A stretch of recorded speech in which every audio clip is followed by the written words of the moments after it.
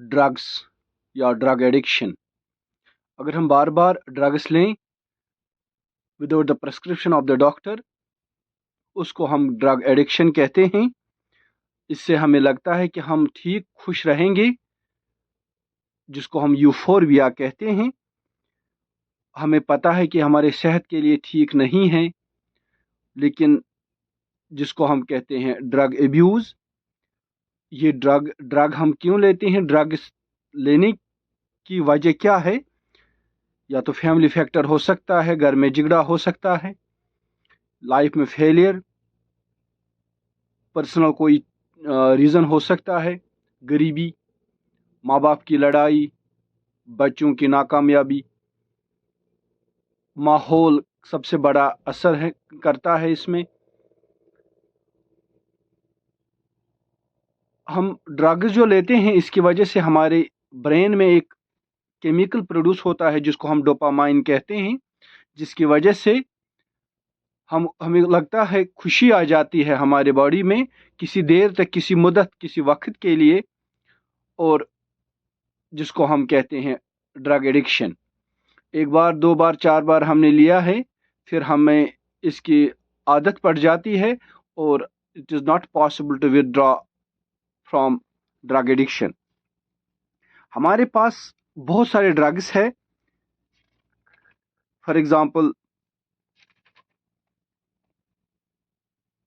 जिनको हम यूफोरबेंट कहते हैं, यूफोरबिया, जिसमें हम खुशी महसूस करते हैं, जिसमें मॉर्फिन, हीरोइन, कोकीन आता है।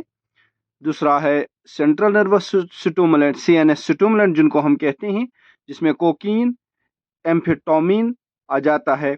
इनब्रेंट इथेनॉल, जिससे हमें खुशी महसूस होती है, जिसको हम अल्कोहल भी कहते हैं। डिप्रेशन ड्रग्स, जो हमें डिप्रेशन करता है, जिसमें बारबिटरेट या बेंजाडाइप्रीन आ जाता है। कुछ ड्रग्स हमारे पास जिनको हम मिक्स ड्रग्स भी कहते हैं, जिसमें मार्जुआना आ जाता है। और एक है हमारे पास जिसको हम एनाबॉलिक स्टेरॉइड्स कहते हैं, जो ज़्यादातर प्लेयर्स खेल के मैदान में खेल से बाहर लेते हैं, ताकि उनमें टेस्टोस्टेरोन या उनमें जो एनर्जी है ज़्यादा प्रोड्यूस हो जाए। बट ये भी फॉरवर्ड किया गया है एट इंटरनेशनल क्रिकेट और इन एनी ओलंपिक गेम। हमें प्रिकॉशंस क्या क्या करनी चाहिए? हम कैसे इन ड्रग्स से बच सकते हैं? सबसे पहला है कि मोहब्बत, प्यार, लव, जिसको हम आजकल भूल गए हैं अपने फैमिलीज में। इसके बाद हमारे पास आ जाता है what is the reason. Reason क्या है? एक बंदा क्यों ड्रग्स ले रहा है? क्या इसके पीछे कोई फैमिली रीज़न है या कोई पर्सनल रीज़न है? यहाँ पर it is the responsibility of the parents to see, think and give time to their children. और एक चीज़ हमारे पास है drug rehabilitation centres.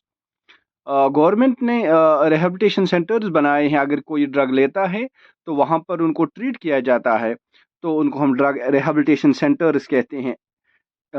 Anti addiction drugs भी हमारे पास कुछ ड्रग्स ऐसे हैं, फॉर एग्जांपल नेसल फेरामून, जिनको हम देते हैं, उनकी वजह से भी आहिस्ता आहिस्ता इससे इंसान दूर हो जाता है। लेकिन मेरे ख्याल में सबसे ज़्यादा जो इम्पोर्टेंट है डेट इज़ द माहौल, environment, atmosphere in which we survive, live our life.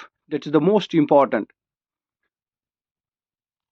हमारे बाद अगर हम ड्रग्स की बात कर रहे हैं, ड्रग्स हम दो तरीकों से हर एक इंसान लेता है। हम सब लेते हैं ड्रग्स। Drug means medicine.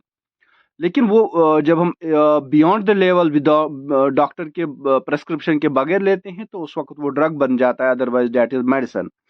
एक ड्रग हमारे पास है जिसको जिसको हमें फिजिकल प्रॉब्लम, अगर हमारे आंखों में, लेग्स में, आर्म्स में कोई प्रॉब्लम है, जिसको हम एनाल्जेसिक ड्रग कहते हैं, वो ट्रीटमेंट के बाद रोकना पड़ता है। दूसरा drug by the prescription of the respective doctor, अगर किसी को मेंटल प्रॉब्लम है, कोई साइकोलॉजिकल प्रॉब्लम है, वो किसी मुद्दत के लिए, किसी टाइम के लिए लेना पड़ता है, जिनको हम कहते हैं एंटी एंग्जाइटी ड्रग्स।